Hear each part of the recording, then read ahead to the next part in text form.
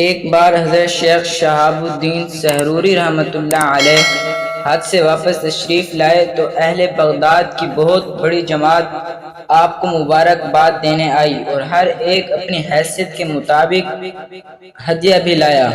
ان میں ایک گڑیا بھی حاضر ہوئی اور ایک درہم پیش کیا۔ حضرت شیخ شہاب الدین سحروری رحمۃ اللہ علیہ نے اس گڑیا کے درہم کو تمام تحفوں کے اوپر نمایاں طور پر رکھا، پھر فرمایا کہ حاضرین میں سے جو چاہے اس ڈھیر میں سے اپنی اپنی پسند کی چیزیں اٹھا لے۔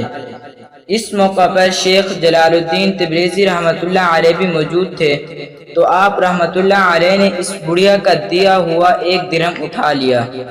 حضرت شیخ شہاب الدین سحروری رحمۃ اللہ علیہ نے فرمایا، اے جلال الدین تبریزی، آپ نے تو سب کچھ ہی اٹھا لیا ہے۔ اہل اللہ کثرت مال کی طرف نہیں بلکہ رزق حلال و بابرکت کی تلاش میں رہتے ہیں۔ افسوس کہ آج کل مال کی حرص و حوث نے ہمیں اتنا لالچی بنا دیا ہے کہ حلال و حرام میں تمیز کے بغیر مال جمع کر رہے ہیں، اولاد کو حرام مال سے غذا دی جا رہی ہے۔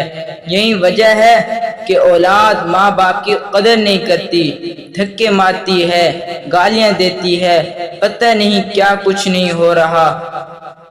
اگر اپنی اولاد کو حلال کھلائیں اور عمدہ تربیت کریں تو یہی اولاد دنیا و آخرت دونوں میں ماں باپ کے لیے راحت و سکون کا باعث بنے گی۔